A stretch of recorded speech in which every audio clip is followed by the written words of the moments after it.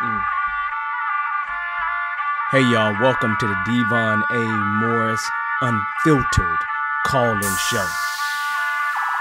Have a seat. Let's get ready. You have any questions? Come on, call in. Come on to that Discord channel.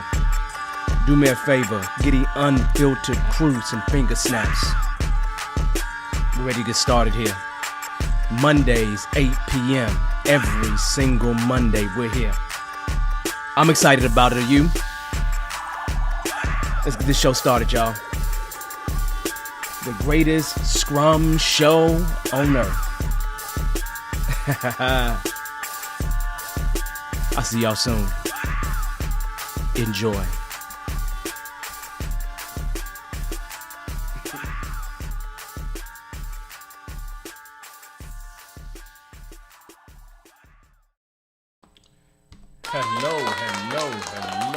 Hello, everyone.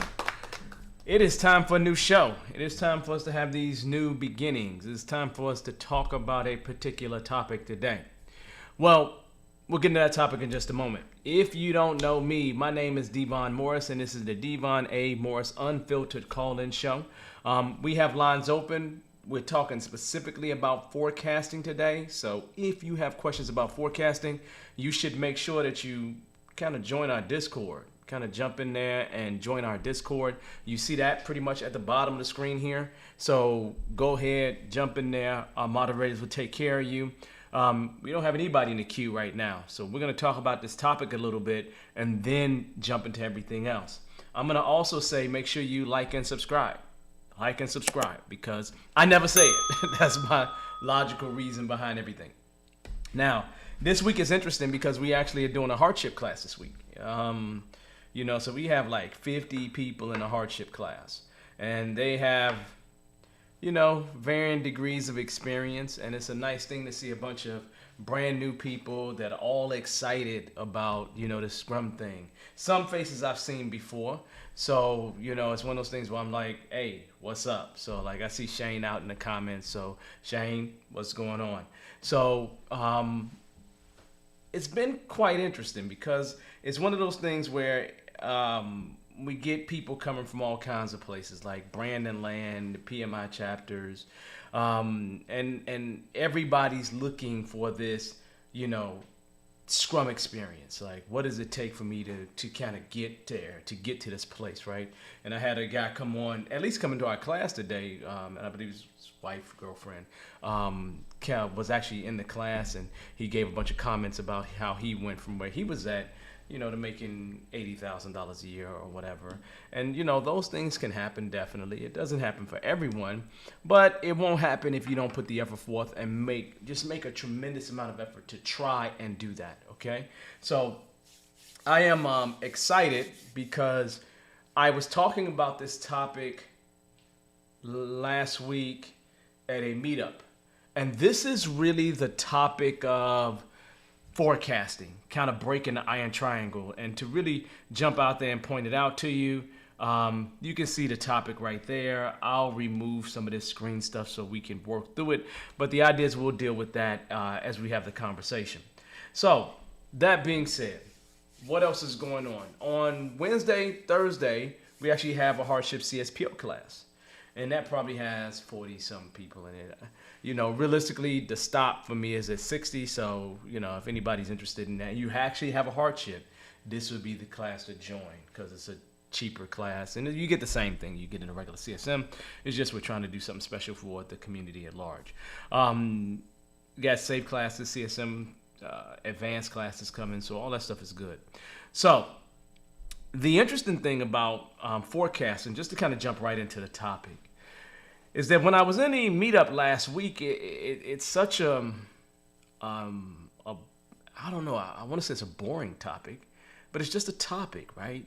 And what just so you understand where I'm coming from, is I used to build big project plans in Primavera and Microsoft projects. So just these big old plans that'd be 1,000 lines. It'd be, sometimes 5,000 lines of just, predecessor successor relationships. Okay. In there, you start learning truly about the relationships between tasks, um, which leads toward you having the ability to forecast, understanding the critical path, seeing where you got float at, slash slack, what's free float, what's total float. All those things come into play, and tools help to get us there. But we don't really utilize a lot of those tools when it comes to the agile space. There's lots of tools that exist, but we don't utilize a lot of the forecasting tools.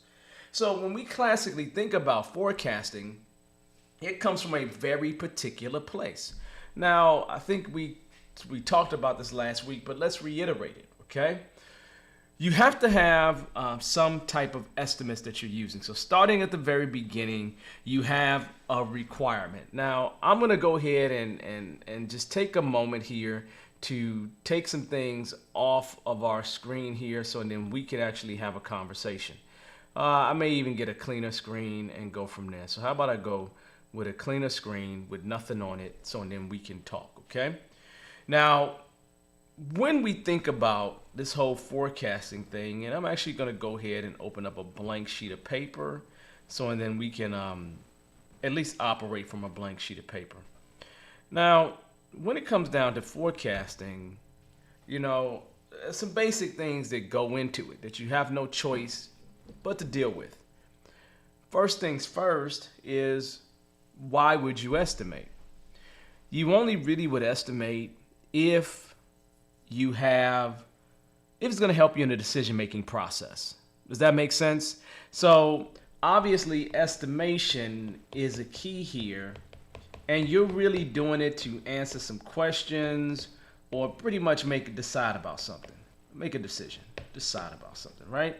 That's normally the reason behind why you would be doing estimating, because estimation by itself is fine and dandy. You just want to use estimation for some other key thing.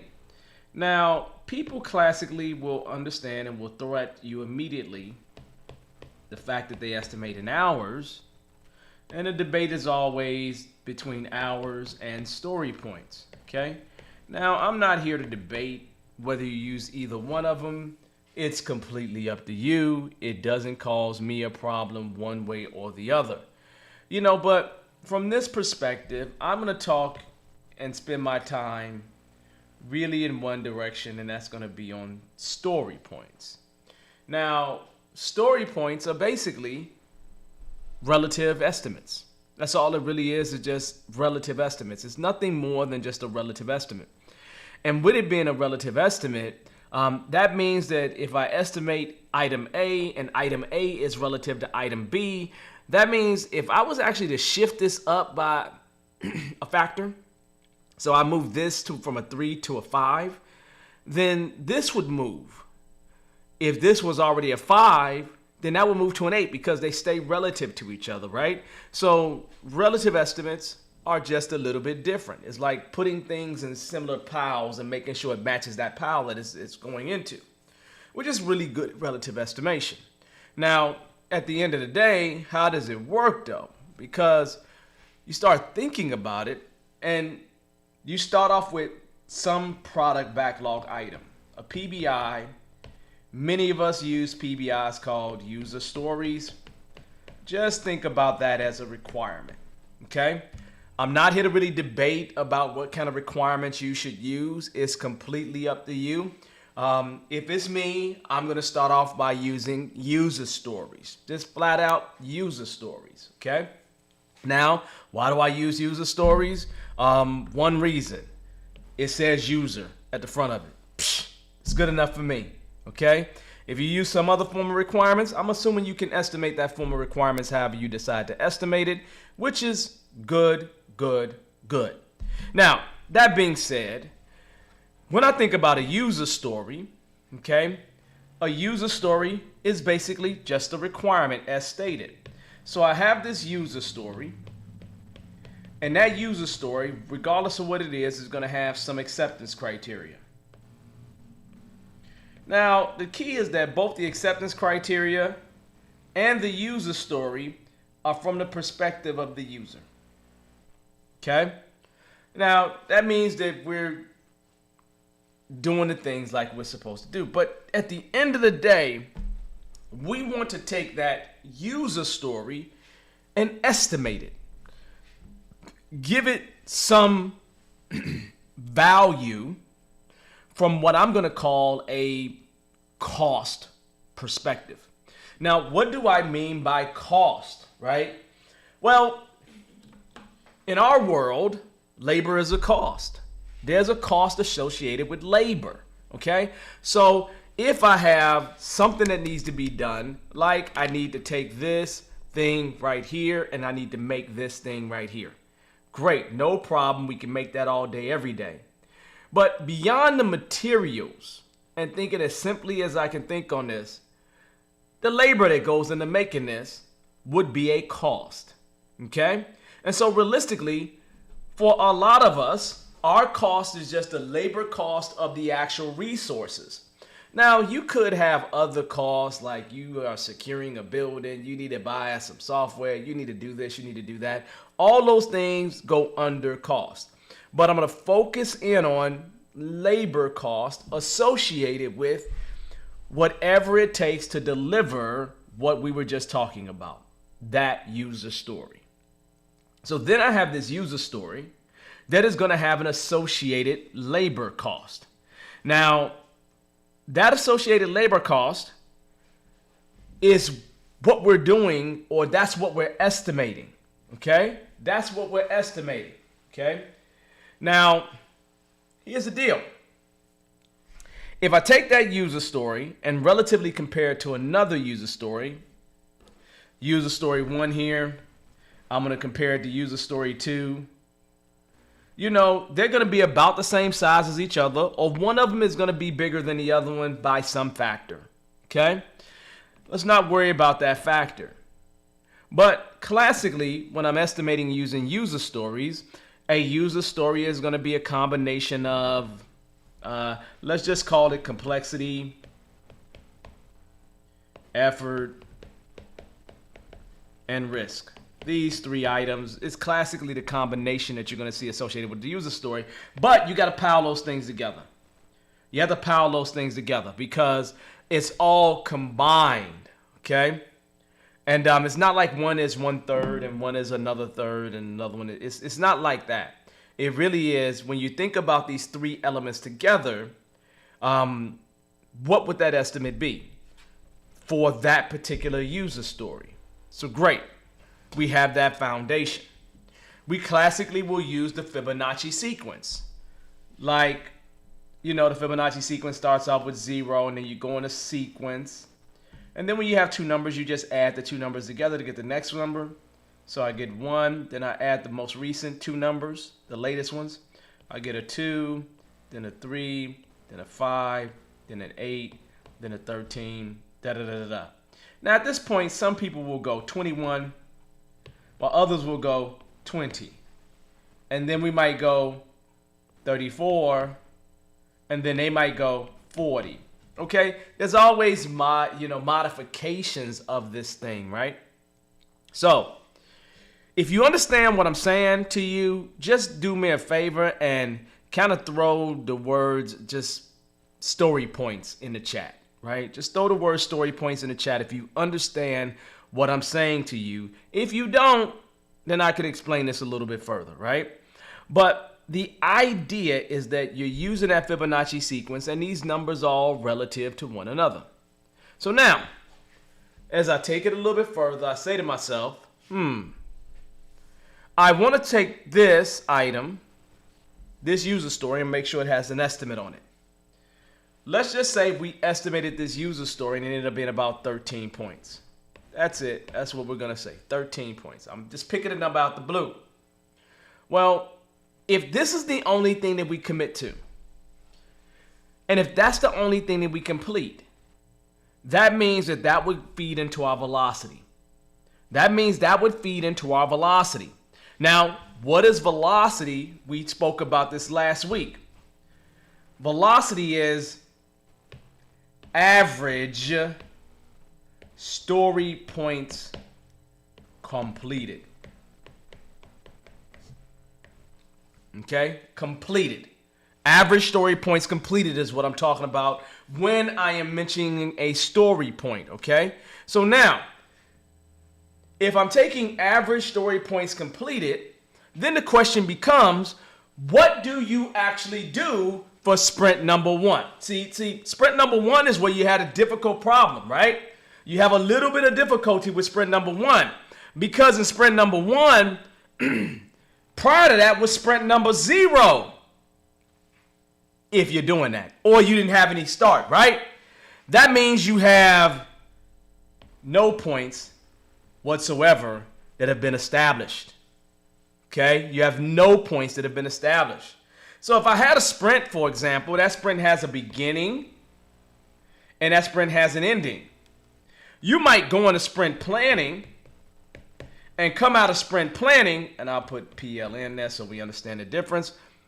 You might come out of sprint planning with a total amount of story points that you committed to, like 30. Great. That is amazing. We say we're going to get 30 points done. But guess what that is? An estimate. That's an estimate at that point. Could you use that moving forward to at least build your velocity off of? You can, but in all great situations, it's not the best idea. It just isn't the best idea. It's not the best idea because you haven't established any history. And we need 3 sprints or more to establish what a velocity is going to be. However, you know just as well as I do, management don't care. Well, let me not say that. That's a bit harsh. Y'all, let me know. Is it true? Is management that harsh where they don't care about what you're doing in the very first sprint? Well, that they don't care about you having to give them an entire plan before they start. Tell me, is that something that you're actually used to? Okay? Well, here's the deal. When I look at that 30 points, that 30 points is just an estimate at this point. If I get to the end, and I'm just going to write the word end down here, just to the end, and we complete a total of, let's make this more fun, 35 points. This is actuals at this point. Now, this is sprint number 1. That's sprint number 1. So now I got actuals. I didn't even show y'all that. Let me show y'all that right now. I got actuals right there. So as I look here, I have the story points we started off with at 30. That's what we thought we was going to do. And then we have 35 that we actually got done. Now, what is my velocity going to be based off of? Well, I mean, what do you all think? Should velocity be based off of the estimate? Or should velocity be based off the actuals? Well, if you literally don't have the actuals, then the only thing you have to use is the estimates, right? That's the only thing that you have to use. But if you have the actuals, that's the only thing that you should be using. Because velocity is truly based on actuals. The only time you have this dilemma is in sprint 1. Now, I appreciate a comment that I see here, okay? And I will go ahead and put this up here. Jason is saying, hey, yes, you should set capacity low so velocity exceeds capacity estimates. There's all kinds of philosophies on why you would do whatever it is that you're going to do. What I'm going to say to you really realistically is, do you really know what capacity is? Well, wait, time out. Do you really know what capacity is my question. Because if you do, that's a good thing. But my question for you is, if you know what capacity is, what I would love for you to do is tell me what capacity is. Somebody put in the chat and let me know what capacity is. Because I'm going to assume I don't know. Let's just assume I don't know what capacity is. I'm going to be a little dumb about it. I need somebody to tell me what capacity is. I don't want to throw out words. That people don't know. So what's capacity, everybody? Drop that in the chat. Tell me what it is. It's important enough for you to understand it. It could very well have an impact on your velocity. It could. But the question is, why would it? But I'm not going to answer that question until you tell me what capacity is. Now, if I go back and continue talking about this velocity thing as you're thinking about capacity, now, if I only have one sprint and my story points is average story points completed, that means that this 35 points that I did, that 35 points, whatever those 35 points are, that's what I did in sprint 1. If I divide that by 1, just by 1, that means my velocity is 35 because I'm taking the average. I'm taking the average at this point. So that means right now my velocity is 35. Cool, that's good. I like that. I like that. But I see people talking to me. They're saying things like, hey, capacity is time available for actual work. I like that answer because that sounds just like a project manager answer. All right, I see other comments, right? I see other things. Time available for the sprint. I like that. I like that. I see ability to hold or contain things. But, that sounds a good answer. I like the answer, right? I like the answer because in terms of outside of this whole space, yes, capacity is how much something can hold something, right? But again, that applies to resources. How much time resources have available to get things done, right? I also am seeing here, teams' ability to deliver X stories consistently. Now, I don't know about that one, okay? It's normally associated with the time available. So as Paula said earlier, it's really, really interesting. It is the ability to hold something. If I had a container here and I could hold as many hours as I can that people had available, then that makes sense for capacity, okay? But in general, you get the idea of what it is, right? It's how much time people have available to get work done. So if you had a Monday that was a sprint, that was a holiday, and you got 5 days, and assuming you don't work on the holidays, that means you really only got 4 days of capacity, assuming you don't minus anything else. You could say, yeah, we only work 6 hours a day, whatever. I'm not doing that with you. I'm not debating that with you, okay? I'm just really thinking to myself like, okay, self, this capacity thing is important, but it could have an impact on your sprint. Right? It could have an impact on your velocity, right? If you've been having 100% and you've been having, 10 days available in a 2-week sprint, 9 days, whatever you want to call it, minus the events, right? Whatever. So if you have that 10 days available, right? Okay. And that's what you're doing. If you go to a sprint where it's Thanksgiving and people taking off a week and then kind of limping into that week, so they're going at a slower pace, well, capacity is definitely going to have an impact amongst other things. Okay, that is what it is. We're not here to debate that. As I see on the screen here, velocity is actuals, right? Velocity is based on actuals. And as I'm trying to show you here, my actuals was that 35 points. Now, I'm excited about that because we actually did more work than we planned to do. This is amazing. I'm feeling like the champ that I am in that situation. I'm feeling like the champ that I am. Is this normal? Is this normal? Look, tell me if you think this is normal or not. Once they make a commitment and they get more work done than they committed to. Let me know in the chat what you think about that. Normally for me, the experience is a little bit different than what I see on the screen. But we're not going to debate that. We're going to have a happy day, and we're going to say, you know what? We're good with the 35 points. Now I got a velocity. I'm kind of good. Well, here's my velocity at 35 points. If I got that velocity at 35 points, people, I have to make an assumption. Okay? I have to make an assumption. What's one assumption? Well, let me ask you all this. What's one assumption that I would have to make to forecast?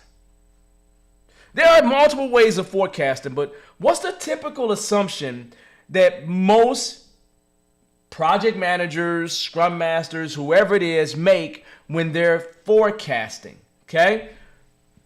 I'm not going to let you know that. I need you to let me know that. Okay?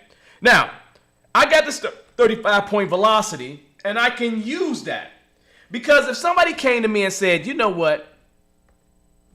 You did that 35 points. If we had 10 more sprints to go, I could just take that 35 and simply take that 35, multiply it times 10 sprints left to go, and really saying maybe we can get 350 points done. I could literally say that. I can literally jump and say that. Great. But guess what I just did, people? Guess what I just did? I forecasted at that point. You understand? I forecasted how many story points we'll be able to get done. How many story points we can get done is what I just forecasted to you by saying, hey, let me take that 35 points and let me multiply that 35 points times 10. The number of sprints that we have left to go. So that means that if we've done a sprint 1 already and we got 10 sprints left to go, that means fundamentally I got the 350 plus the 35 that we've already done, so we'll be able to get 385 points done in this effort. Great. I'm kind of rocking it right now. Because what I just let you know really simply is how many points I believe we're going to get done. Now, could something go wrong? You know, let me ask you a question. When do you run in a situation where something doesn't go wrong? Something always goes wrong, right? Murphy's Law, whatever you want to call it. Something always goes wrong, right? Because the thing that's interesting here is that there's way more factors that go into this. Because I'm assuming that we're going to be able to do 35, 35, 35, 35, 35. But the problem with forecasting is that I have to assume to some degree that our past is going to be a decent enough reflection of the future.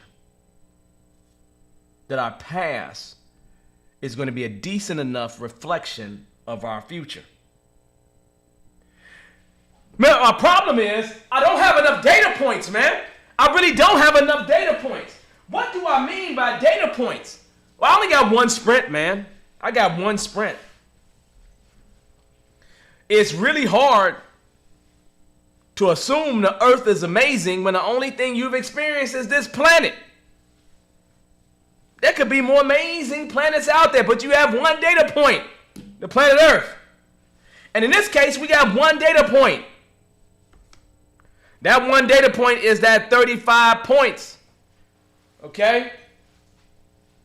We know, as Vincent said, something always goes wrong. Now, we could make assumptions about that. I could say to myself, you know what? Something's going to go wrong, so let me assume something. Let me assume something. How about I assume that we're just not going to go at that pace, and we're going to go at a pace that is, 5 points less, 30 points a sprint. Well, if we go at 30 points a sprint, right, then all we're really saying is we're going to deliver 300 points over that time frame. That's all we're really saying. But we can do things like that. We can do things like say, hey, you know what? We're thinking this, and we're going to put a little buffer in there and go from there. Because we may want to account for the fact that something is going to possibly go wrong.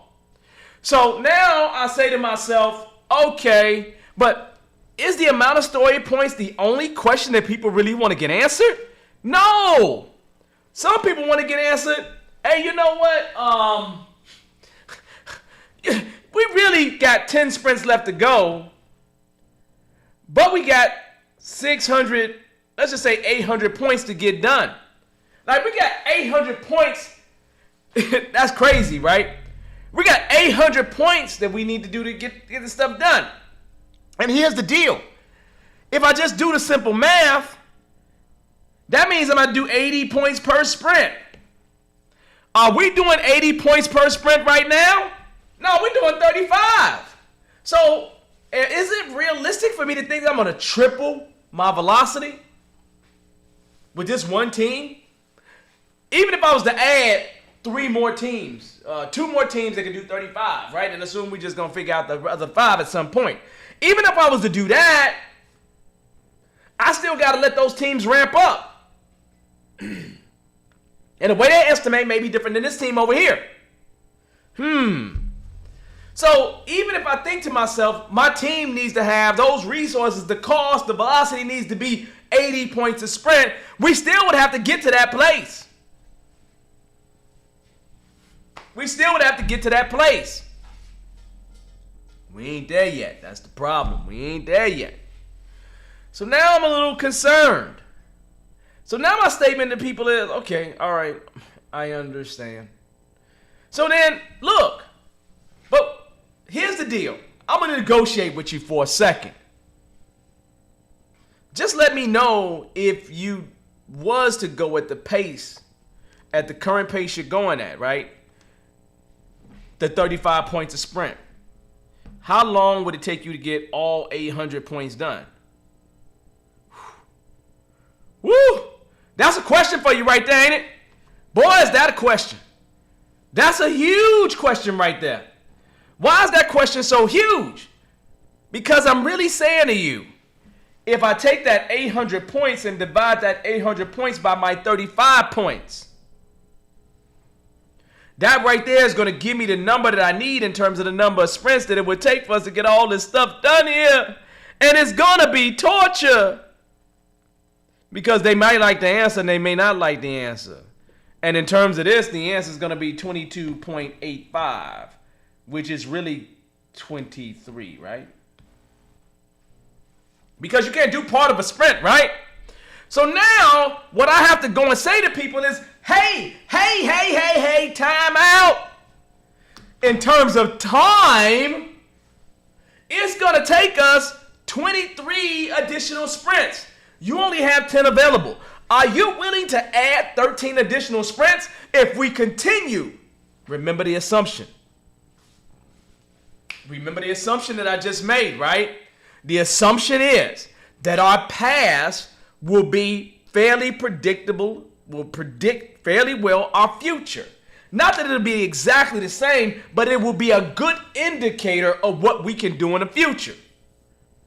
Oh, look at that. People have told me don't go with the 35 points, go with the 30 points. Well, at 30 points, that's like 27. You know, again, how much buffer you want to add? You want to go 25 points and this be like 40 or whatever? I don't know how many numbers that is. You understand? Where am I going with this? Okay? So this is important for you to think about. Oh, man. Shane's going to throw out there, do people really estimate this far out? Shane, come on. You know how management is? They paying you, so they'll ask you to do anything that's silly.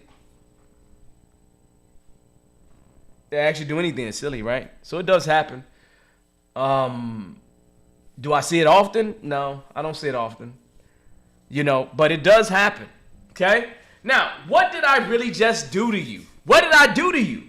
Well, here's what I've done to you this whole class. The whole time that we've been having this conversation, I've done something really, really interesting to you.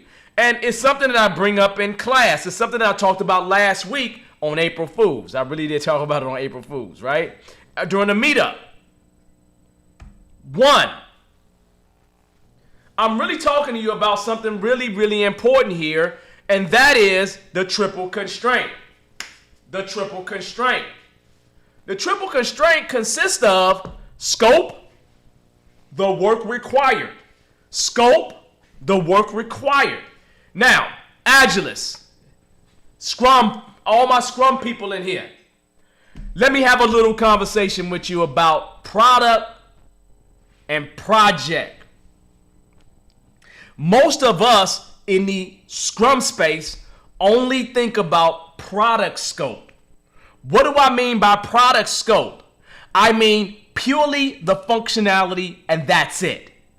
So it's like only the things listed in your product backlog that are part of the functionality, and that's all we're really going to deal with. And that's the majority of what velocity is going to be based on.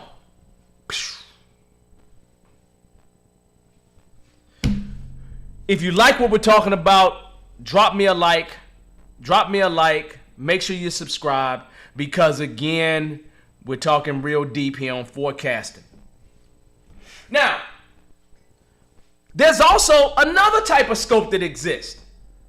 There's product, and then there's project scope. And the project scope kind of includes the product scope, but can include other things. Like, for example, when I worked for a company that built cell phones, we decided to deliver in a new country. And you know what happens when you deliver in a new country? Legal, marketing, sales, all that stuff is a part of the project scope, because you can't get the project really done without that. Even though you need this product stuff, you need that project stuff done as well.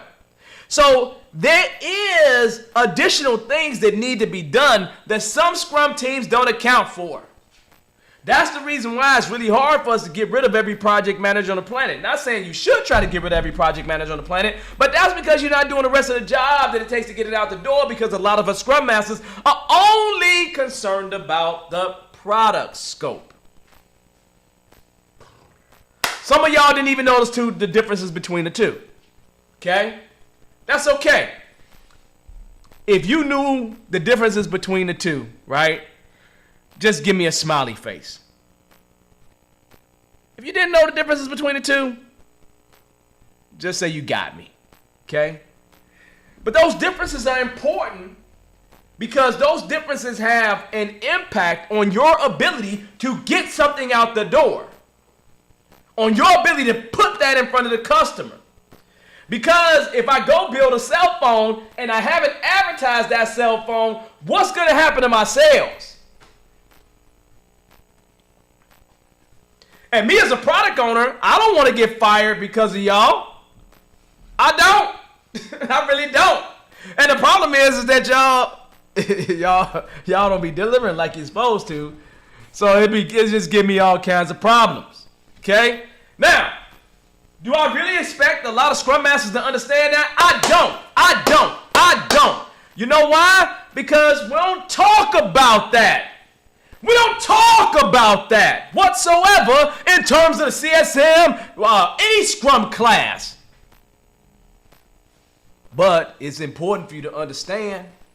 It's important for you to understand, because if it was your money, you want the rest of that stuff done so you don't lose your money. Okay? So, it's very important to make sure that you understand product scope, project scope, if you need to understand that. If you're the Scrum Master that only got to worry purely about functionality, it's cool. You got an easy job. Keep your job. Get paid what you get paid. Do what you do. Okay? But look, let me tell you something. That's not the only aspects to the triple constraint, right? Another aspect of the triple constraint is time. Woo! Time. And time is basically the time that it takes to complete something. That's all I mean really by time. I mean nothing more than that. Okay? And there's time associated with tasks. There's time associated with project or release level items. So you got detail level, you got higher level. Okay? A lot of times we're dealing with some higher level, like a release. Okay? So most of the time, if people ask me to forecast, they're not asking you to forecast one task. That's just an estimate at that point. That's just purely an estimate. Okay?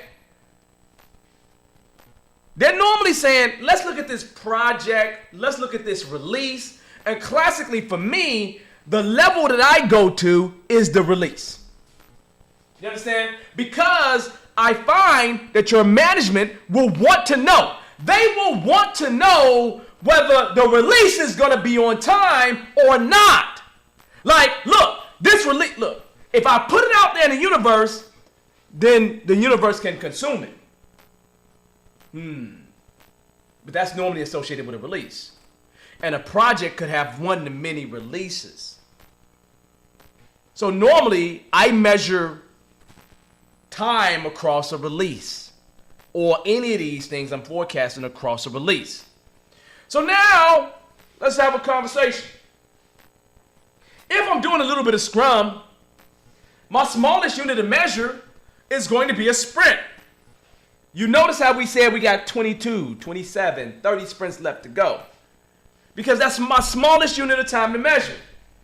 If you're doing Kanban, you should be thinking like cycle time, and that's classically done in days, right? It could go down to hours and minutes if you really wanted to. I mean, that's true. But it's classically days, right, with cycle time. So I'll be thinking about a slightly different metric in that. But in terms of what we're doing here, we're just talking, right, time. And that time, classically, Scrum perspective, is going to be sprints. Did you not hear me? Did you not hear me say triple constraint? Because there's also another piece, and that's cost. With cost, now you got to deal with the resources, right? Because here's the deal. When it comes to cost, there's several types of costs that exist.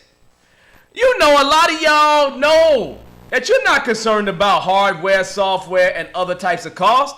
Your primary cost that you're dealing with is going to be labor cost. And if your labor cost is classically where you get a velocity from, you're not including hardware, software, and other things in your actual cost of velocity. Because normally your resources are the ones that cost, and this is where velocity will come from. You see my horrible handwriting, people? I need a handwriting model. That's what I need. Anybody want to look? Anybody want to volunteer to be my handwriting model or my handwriting like administrator to just handwrite things for me? If you went to private school or Catholic school or something like that, you probably got some really good handwriting compared to me. So if you want to be my handwriting assistant, please let me know. But let me know in the chat. Say I volunteer or something. All right, so that being said, when it comes to this, though, we're really talking about labor more than anything else. And what is that labor? That labor is, okay, I got this requirement right here. Not that I'm advertising the book. I got this requirement right here. And what is the labor that goes into producing this requirement? I give it a story point value. I don't have another book around me because I didn't bring all my books. I give it a story point value as compared to other things. Okay? And that story point value is that cost, that assumed cost that we're saying is going to cost. Now, that's just an estimate. Do I think you can come up with real costs when it comes to doing this stuff? Yes, you can come up with a story point per dollar. How many story points per dollar or per amount of dollars, right? So you can get a cost of a story point over time with teams. But let's not worry about that. Right now, we're just worried about the fact that it's that labor cost, it's those estimates associated with what you're doing that we're dealing with here. So very, very important how we kind of walk through and step through with it. So that being said, how do you put it all together? Well, there you go right there. I put it all together for you. Right there on the screen, you see the exact same thing I use every day, all day. When it comes to time, I told you that was measured in sprints. When it comes to cost, that's classically associated with velocity to resources, right? When it comes to scope, story points remaining is what we're talking about. And again, we're looking at these different things. If I need to calculate one of these things, then I would look at the other two and calculate based on the other two.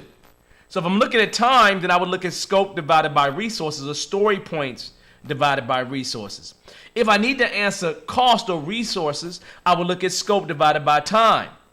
If I need to understand story points remaining, I look at time multiplied times cost or resources. Okay? These are the things that I'm doing.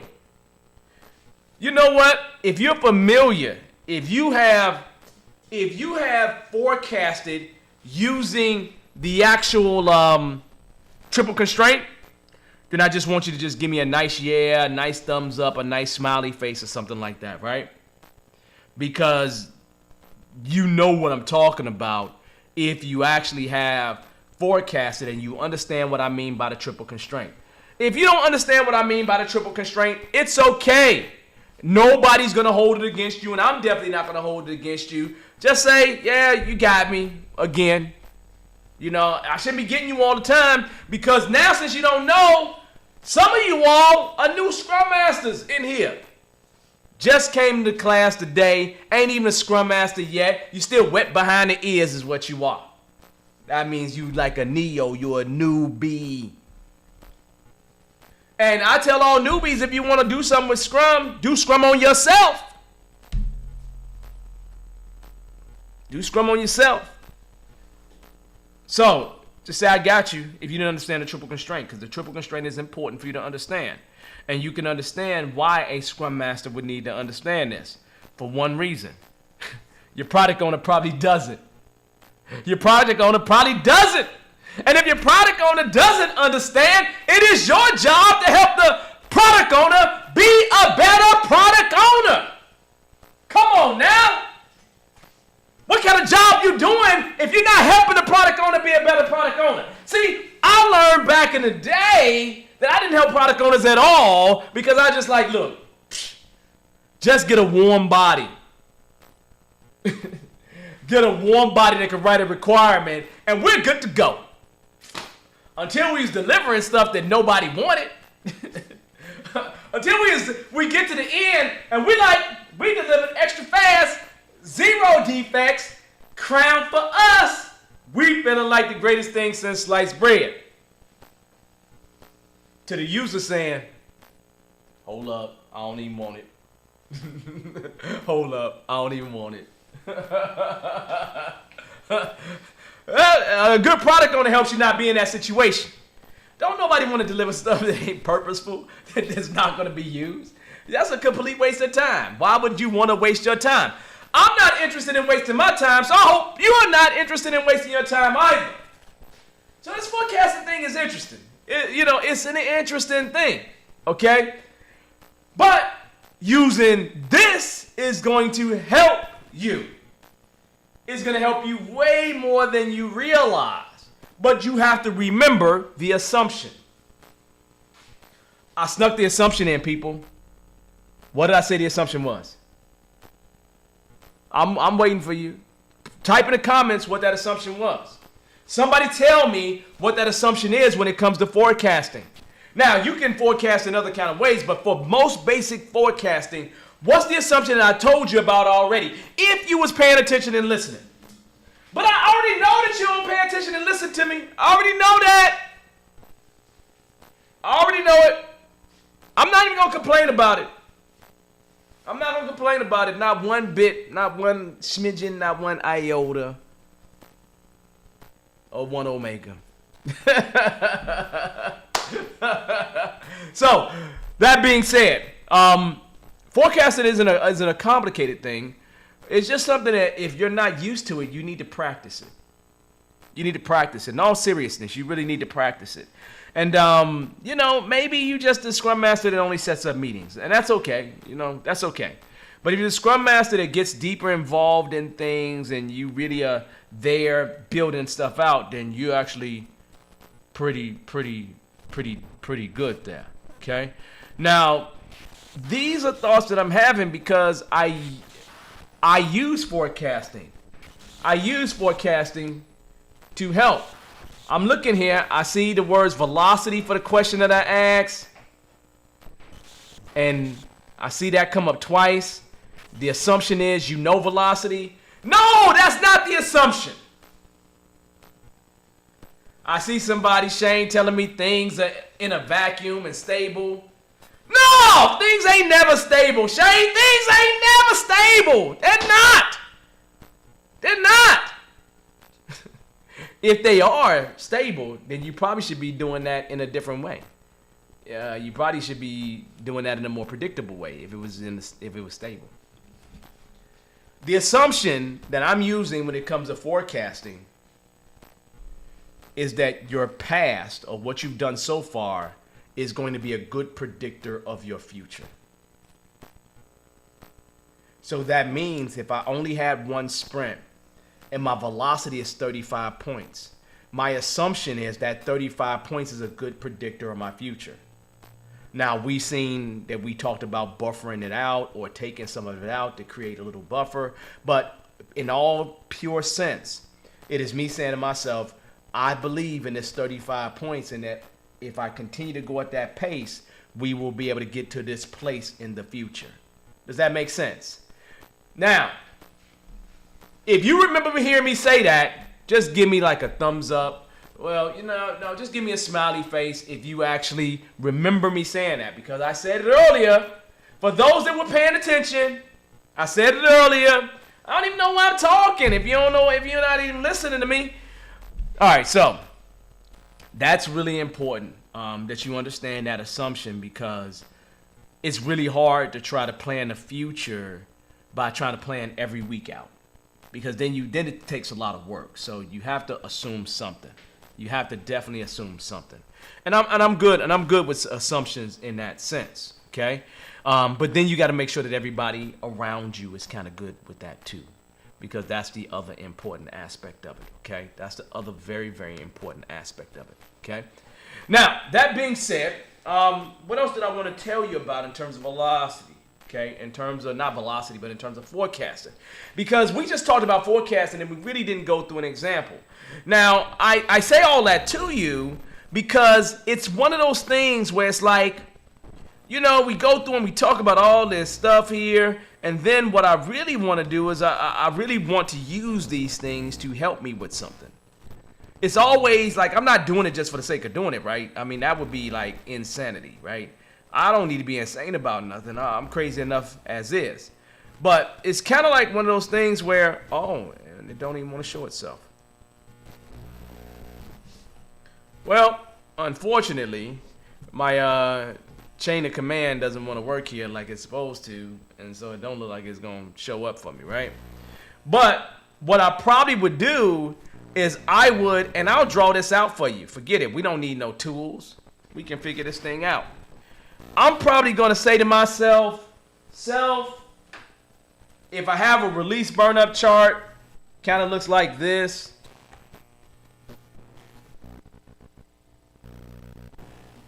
Nothing spectacular. We got sprint 1 here, sprint 2 here, sprint 3 here, sprint 4 here, whatever. Doesn't matter. And if we did 35 points the first sprint, bam, that takes us to that place right there. But wouldn't it be nice for if you went ahead and went like, you did 35 and then you went ahead and did 21 points after that. So now you're here. You did 21 points. Well, realistically, that 35 plus that 21 divided by 2 is 28. What I can do at this point is I can forecast based on that 28 where we're going to achieve. And I might use a green line to show that we're going to go at this particular pace based off of this 28 right here. And that would tell me pretty much how far I'm going to go. Let me use a different color. So if I go here and I'm looking at sprint 4, I know if I make it up to there, and I know right here, this is how many story points I'm going to get done. Right here, boom. This is how many story points I know I'm going to get done. So I can start using this information to help me determine what our future is going to look like. And so this is the beauty of being able to do something like this, because you can see that and start building these things out over time, because you're assuming, as I just did a moment ago, that this green line that's my forecast is going to remain steady over time. You'd have to have some data with you in order to say, well, it's going to change. And it very well could, But then you'd have to understand what's going to happen in sprint 3 and what's going to happen in sprint 4. Well, sprint 3. And then what's going to happen in sprint 4. Then what's going to happen in sprint 5. Then what's going to happen in sprint 6. You'd have to understand all those different things, and that takes a lot of time. That takes a lot of time. And that's not something you really want to spend a lot of time doing. And we could go into that, but this is how I'm using it. This is how I'm thinking, right? Because I'm trying my best. I'm trying my best to predict the future. That's it. That's it. It's like on Falcon and the Winter Soldier. They said the big three: aliens, androids, and wizards. Well, I'm the wizard. I'm trying to figure out what I can magically happen, what I can make magically happen in the future. But you know what though? I'm not gonna wear no hat though. Don't know about the hat thing. So does that make me a sorcerer? I don't know. It doesn't matter. So on that note, these are the kind of things that I wanted to show you, and we haven't even touched the tip of the iceberg yet, right? I don't know if y'all like this kind of topic. I don't know if y'all want to deal with this kind of topic, but this is the kind of stuff that makes me go, whoo, this is fire right here. Because I've used these kind of things to calculate everything from SPI, CPI in terms of, earned value management, how much dollars we're spending, just all kinds of things, in terms of you being able to forecast out. But again, this takes time to learn. Maybe I should do a class. Maybe I should do a class on this kind of stuff. Yeah. Problem is making the class, right? Like me and you right now, we talking right now. I'm just coming off the cuff, right? But you get the general idea. I like the idea behind this kind of stuff. Hopefully you like it too. Okay? So I am I'm excited. I'm excited about where we're going for the future. Next week's supposed to be Success Monday. So if you have a success story, I really want you to call in and give that success story and let other people know about what type of success you've had in terms of this Scrum thing. It could have been you found a new job. It could have been this. It could have been that. So just be prepared to come and join us next week and hear success stories. I'll send out a note about it for sure. But the idea is that's what I want to hear, because I do want to see people get encouraged about doing this thing, because you know how it is when you're brand new. When you're brand new, it's like the bricks, all the bricks on top of you, right? We don't need all the bricks to be on top of you, right? You can have other people help you lift them off, because what we do, we lift as we climb. That's what we do. We lift as we climb, and we're going to continue to do that. So if you enjoyed this topic of forecasting, do me a favor. Put a smiley face in the chat. Give me a 100 in the chat. Give me a firebomb in the chat. Give me something to let me know that you enjoyed this topic. You think we go deep on this topic? Would you like to go deep on a topic like this? We could. Let me know. Let me know in the chat. On that note, we've been going for almost an hour here. This is a pleasure for me to be able to have these conversations with you. It is a pleasure. And I get excited about this stuff all the time. I just do. No reason why. It's just what I love to do. And the worst part about it is I don't get to talk about it a whole lot, because I'm not on the ground as much as I used to be. But when I was on the ground, I'd be, oh, you want to do this? Let's do it. And we figure it out in Excel and everything else and just make it happen. So on that note, this has been such a pleasure for me today. I hope that you got some value out of this. Continue sending those fire bombs if you got some value out of this. Continue to express those accolades, because we want to see those things. They get me excited and get me encouraged when I see that you're enjoying what we're doing here. So on that note, I'm going to say to you, my name is Devon Morris, y'all. I am the Unfiltered Guru. This is Devon A. Morris Unfiltered, and I'm always gonna be unfiltered, baby. That's how I am. Look, y'all, peace. I'll see y'all next time, okay? Thank you so much. Enjoy your evening. Bye-bye.